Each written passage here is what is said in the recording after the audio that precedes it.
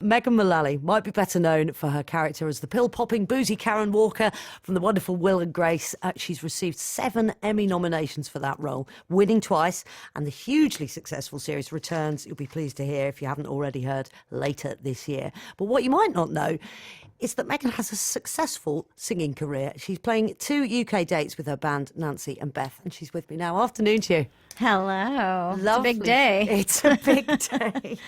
Yes, you couldn't have picked a bigger one, I guess. This is a great day to be at the BBC, that's for sure. I expect a hive of activity. You're probably thinking, oh my, what have I let myself in for? Well, the good news is we won't be forcing you to sit down with us for a good 30 minutes, Megan. Yes. I don't think you'd learn a lot from me, no. Well, you know what? You're a woman who's been well across all of the political machinations in the US over the last few months. So you've probably had a bit of a gut full of politics at this stage, have you? Yeah, I'm about up to here with it all, yes. That's way over your head. And then some, yeah. How did you start the band, you and Stephanie Hunt? Well, I met Stephanie. We were doing an independent film in Austin, Texas, and we became friends, and she mentioned to me that she wrote music and played the ukulele, and I said, oh, I want to hear. And so she brought her ukulele to the set one day, and she said, okay, I'm going to play you a song that I wrote, but you have to sing this one part with me. And she taught it to me, and I was like, all right. And the minute we heard our voices together, we just kind of stopped in our tracks and stared at each other in wonderment. So that was the genesis. And then we started, a little band in early 2012, and then we took as you do, took a 3-year hiatus. And difficult second album? Yeah, well, we made one out. We during the 3 years, though, we did make an album, so that's good. And we shot the cover art for the record, so that's also nice. But we didn't play live. And so now, here we are in London, getting ready to have a show this Thursday night at the Royal Festival Hall, of all places. Oh, that old place. And Saturday night in Manchester at the Palace Theatre. So we're extremely excited. Yeah. No pressure. How are you feeling about, you've probably been on some pretty big stages in the States, but how are you feeling about getting up at the Royal Festival Hall? Well, I've been there.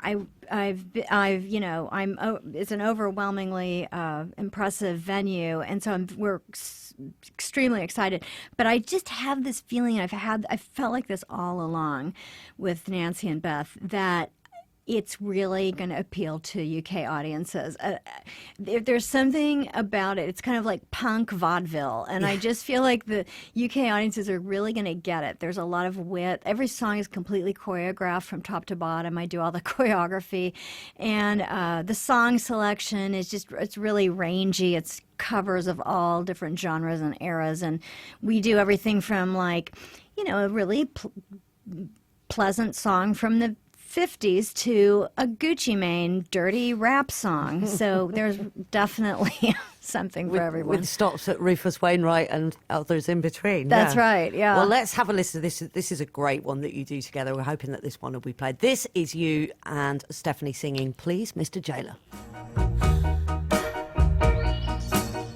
Please, Mr. Jailer, won't you let my man go free?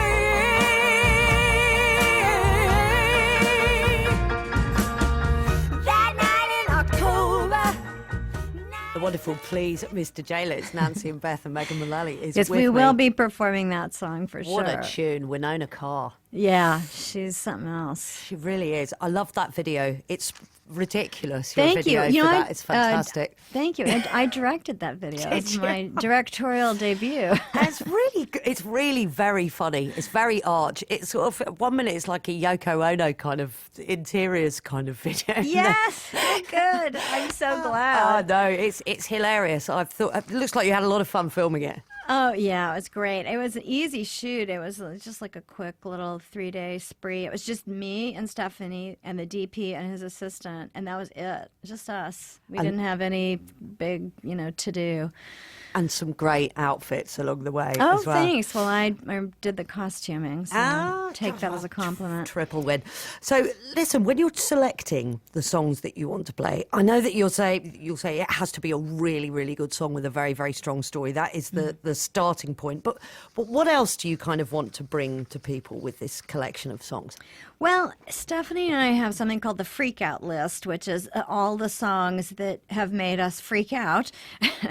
And those are the ones that we draw from. And not every single one of those will make the cut ultimately, but they're definitely songs that we will try. And so once there's a song that we love, then I'll stand up and start, trying to choreograph it. And if I have like a great concept for it, then usually it'll stick. So the song selection is first, the choreography is second, and then the singing is something that comes sort of naturally to us in a way that we don't have to sit around and angst about it, so that's nice. I want to come back and talk loads more to you about Nancy and Beth and about the music, Megan, but just in case you're just joining us, you're listening to Megan Mullally, and you might recognise that voice. It's a toned down version of Karen Walker from Will and Grace. I mean, 7 Emmy nominations for that role, and you won it twice, and now you're coming back. Mm-hmm. Yeah, can you believe? I mean, it is literally unprecedented. I mean, there was no reason for any of us to think,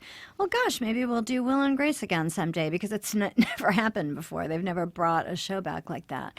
So it's 20 years ago since it started. It started in 98. Yeah. Mm-hmm.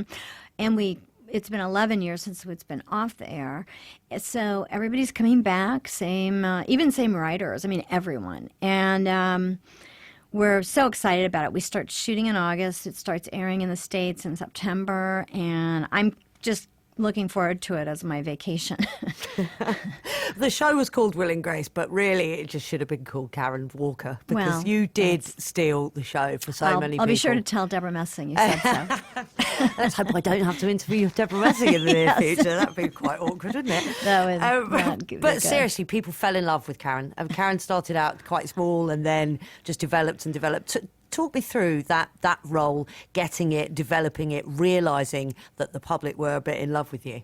Well, I almost didn't go. I almost didn't go to my callback for it, my second audition, because I thought it was boring. And it wasn't written anything like it ended up being initially in the pilot episode. And then I thought at the last minute, well, I can put a little bit of a spin on it. So I did. And spoiler alert, got the part. And then as the episodes wear on, you'll see in the pilot, it's a completely different character. It was just a rich woman who, I don't know, just kind of less interesting. And I don't know, like I would bring in something and the writers would like it and they would write to that, and then they would bring in something that I never would have thought of, and I would go up to, meet them, and then, it was just a great collaboration. And it just my voice kept getting higher and higher, and the character kept getting more and more interesting. And I just remember this one episode, it was about 10 episodes in, where I make my entrance in the B scene, and I open the door to the Will and Grace living room, and the audience started screaming and stomping their feet. And I thought, what the hell is happening? Is like Brad Pitt standing behind me? I didn't know what was going on. And I then realized the executive, one of the creators of the show, ran over and said, they love you, like A Star Is Born or something. And it was very flattering. And it is very flattering. I mean, it's incredible. It's what every actress hopes and dreams for, isn't it? Get that kind of instant response like that. Yeah, you just never, ever get a role like that. I mean, since Will and Grace, I've done a lot of things that I've loved. But, you never get a role like that. So to the fact that we get to go back and do it again, it's so exciting. Because you do hear actresses say and actors say that, this particular role, it's defined my life and I wish I could get away from it and move on, and other people would see me differently. And when I go to auditions, all they see is Karen or whoever. Mm-hmm. But I'm taking it that you don't feel like that about Karen Walker. I tried to do something called Karen the Musical on Broadway, but at the last minute, the creators of the show, I had it all lined up. The guy who directed Book of Mormon was going to direct and choreograph it. Really? Oh, yeah, no, it was a whole thing. It was happening. Fox Theatricals producing. And at the last minute, those guys said put the kibosh on it for some reason that I don't really understand. But I'm all for running it straight into the ground. I would have done we would have still been doing the show if it were up to me. Now, you know that this question is coming because I don't think that you've ever been able to do an interview since he was inaugurated where where his name is not mentioned. You worked with Donald Trump once. Oh, yes. Tell us about it. I'm Beautiful, sorry you beautiful. have to tell that story again. Beautiful memories. Years ago, they were doing this dumb thing during the Emmys called Emmy Idol. I think it was 2005, maybe. And it was sort of the height of popularity of The Apprentice. And they asked, normally I would instantly say no to something like this, but they asked me to sing the theme song from Green Acres. You might remember that sitcom. As Karen Walker, with Donald Trump playing the guy in overalls, a T-shirt with a pitchfork, and I was like, blank, yes, I'm in. And so we did it, and I thought he was hilarious. I was just reading the room wrong. Like, I thought his whole totally over the top, egocentric demeanor was a big put on. I thought he was playing a caricature of himself. Little did we know. So the rest is history. Yeah. I'm sure you don't want to hear it, but we're going to play it anyway. Here is a clip from that Emmy Awards performance. Green Acres is the place to be. Farm living is the life for me. Land spreading out so far and wide. Keeping hot, just give me that countryside. That is where I'd rather stay. I get allergic smelling hay. Just adore penthouse view. Darling, I love you. Give me Park Avenue. Well, what he lacks in vocal natural ability, he makes up for in chutzpah, doesn't he? I suppose. Gusto. Yeah. Now, Yes. I have to tell you, the next day, I was in my dressing room at Will and Grace, and the phone rang, and it was Donald himself. And he said, we really had to win that thing last night, and we did. And a lot of that was because of you. And so I just had to say that it was very important that we win that, and we did. And I hear that it wasn't even close. It was a landslide. I'm not kidding. This happened. And I thought, oh, my God. And then when he was running for literally president, I thought, if he wanted to win Emmy Idol that bad, can you imagine how he was feeling about the presidential race? How marvellous of him, though, to acknowledge that a lot of it was something to do with you. He did, and acknowledge nice. that I was on the stage with him. Yeah, so that was nice. You did a special episode of Will and Grace last year about the elections and Donald Trump, and Karen is a huge Trump fan. That Yes. must have been a lot of fun to play her doing It was a lot of fun, and I had been saying in interviews in intervening years when people would ask me, what do you think Karen is doing? I just synchronicitously had been saying, I think she's married to Donald Trump. And so, not knowing he would ever run for president or anything like that. So in the election video, she's very good friends with Donnie and Melania, and she says She picked that she, in Melania. fact, helped him pick out Melania. Yes, exactly.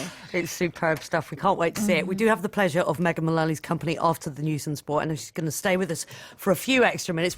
You're listening to a BBC 5 Live podcast. If you like this, you might also like this. Eye of the Storm with Emma Barnett. Every day we're covering some sort of storm that changes people's lives forever. To find out more about our range of podcasts, click, tap or swipe bbc.co.uk/5live.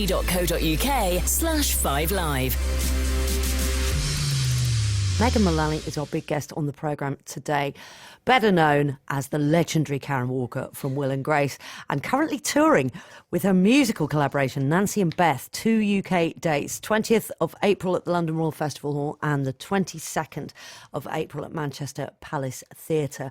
We were just talking before we went to the news, Megan, about the comeback, the Will and Grace comeback, 10 new episodes coming up. What can we expect? Well, breaking news, we've been bumped up to 12 new episodes. Ooh. Yeah.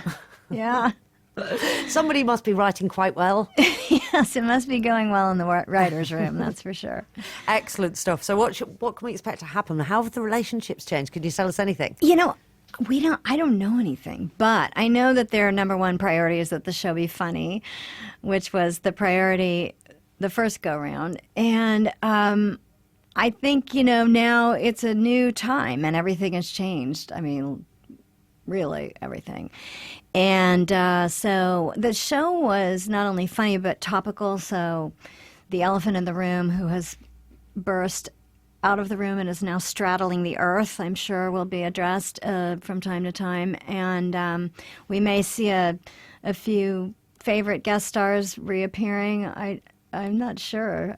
Oh, that would be good. Madonna was on, wasn't she? Yeah, she was great. And I would like to say on the record that Madonna was really a nice person, had no entourage, worked really hard, perfectionist, really wanted it to be good, very devoted to her children and her spiritual life. And I really enjoyed working with her.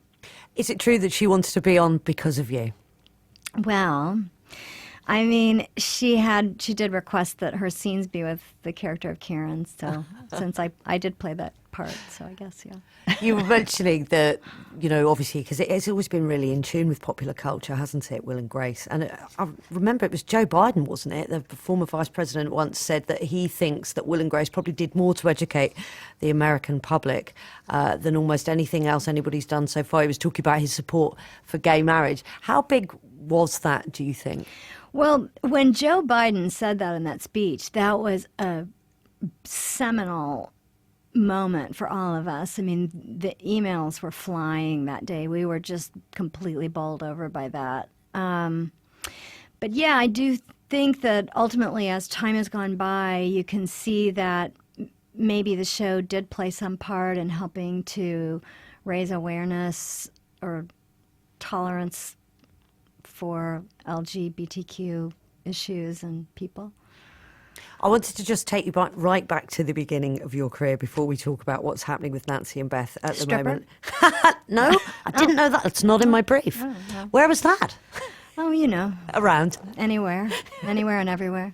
John Goodman, I was thinking about. Maybe they are connected. I dread to think. Your first TV role was with him on a McDonald's advert. Is that right? That's right. And of course, at the time, I didn't shoot anything with John Goodman. I didn't know him, and we had no way of knowing that either one of us would ever become successful actors. So it was all just a funny coincidence. And it was my first job on camera, and they kept telling me, smile bigger. And I said, that is not physically possible. My face was going to explode. Do you remember your lines? No, it was, I do remember that this is kind of a big deal, so I don't want to intimidate anyone, but I introduced the Egg McMuffin. Whoa. Yeah. My dad loves Egg McMuffins. Yes, Other BBC forms of Egg took Muffin are that. available. But you were the first person to introduce the Egg McMuffin to the world. Yes, I was. Wow. I don't want to. Well, there you go. You know what? You may as well just retire Yes, now. I think rest on my laurels. I think a lot of other people love you from Parks and Rec as well, Parks and Recreation. Your character, Tammy, again, a pretty full-on lady, which you are in, of course, with your husband, Nick Offerman, who's also legendary in that. What's that like, that whole process of working on Parks and Rec with your husband? Oh, it's so great. I mean, Nick and I met doing a play, so we've always, we've been working together for our whole relationship. It's 17 and a half years Right. now. Yeah. So I got to play his ex-wife, the insatiable Tammy, too, on Parks and Rec, and those episodes were just so well written and fun to do, and we just had a blast doing it. We had to go out into the backyard and practice disgusting makeout techniques. It was very dangerous to be around us when we were doing it. Ew. Yeah, you have to watch it. That's all I'm going to say to people. You just have to witness those things to kind of get it. But he's a wonderful character too. The role that he plays is brilliant in Parts and Rec. Oh, yeah. People adore it, don't they? Yes, and I mean, could I just ask you, like, what are the odds that the only two people in one household would both land these sitcom roles that became somewhat iconic? I mean, Don't you think that's a long shot? It's a huge long shot. I'm trying to think of anybody in history that might have done it, and I'm sure that our brilliant Five Live listeners will think of great Yes. sitcom people that have lived in the same house. But off the top of my head, Megan, no, I cannot. Absolutely not. He has an extraordinary laugh, your husband. Yes, Not he so has much a laugh as a giggle. Yeah, he has a giggle, and he knows how to use it. He's kind of a big, burly, masculine guy. For anybody who doesn't know Nick Hoffman, just Google him right now, and you'll see. And he's got a great line in Terrifying Stare Downs. Yeah, when I first met him, I had always dated these kind of skinny, androgynous, like gay guys, for lack of a better.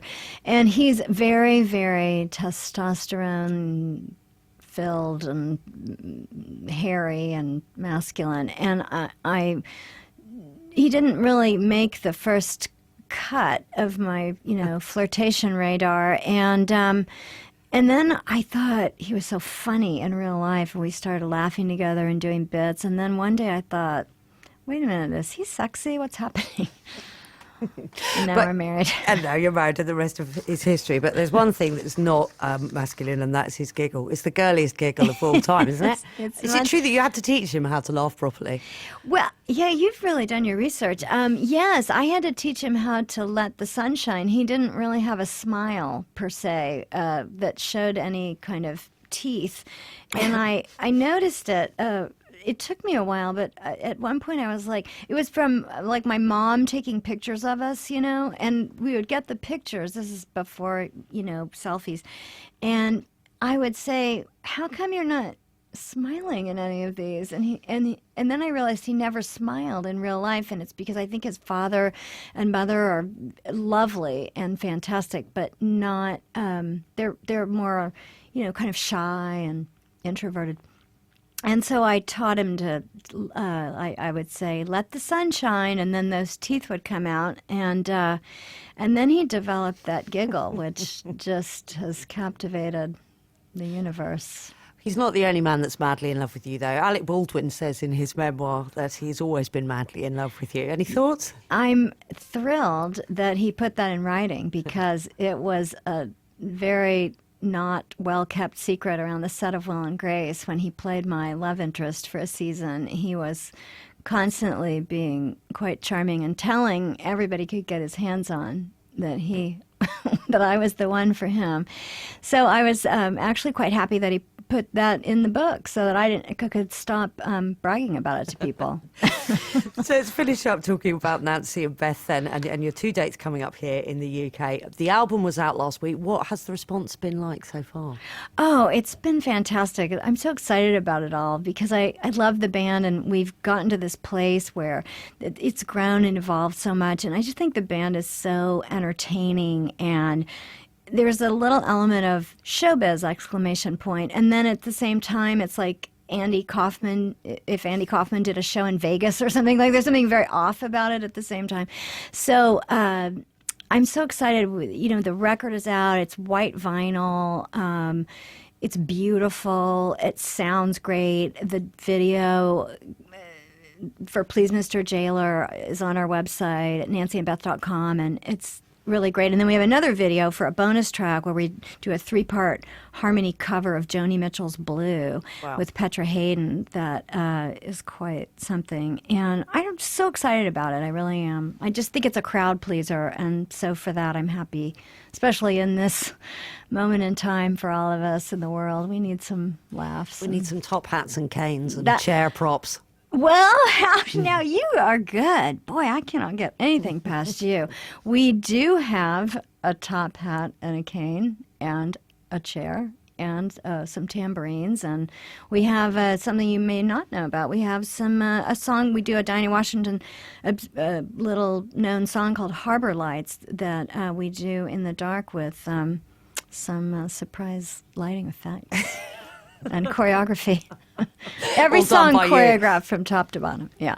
Megan, it's a pleasure talking to you. Thank you very much. Thank you so for being much. With us today. Thank you. Yeah, that's Megan Mullally, one half of Nancy and Beth, and they are touring. Just 2 dates that you can catch her in the UK: London Royal Festival Hall, April the 20th, and April the 22nd at Manchester Palace Theatre.